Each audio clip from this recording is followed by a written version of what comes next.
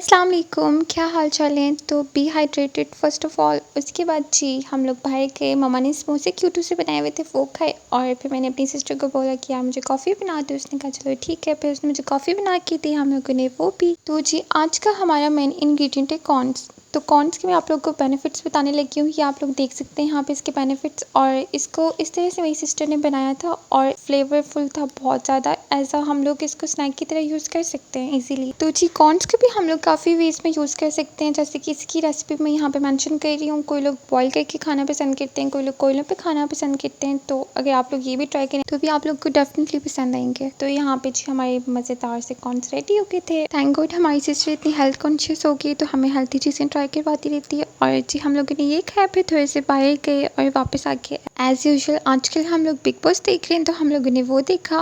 और तानिया किस किस को पसंद आ रही है मुझे ज़रूर बताना। और फिर उसके बाद सो गए थे हम लोग। Thank you for watching.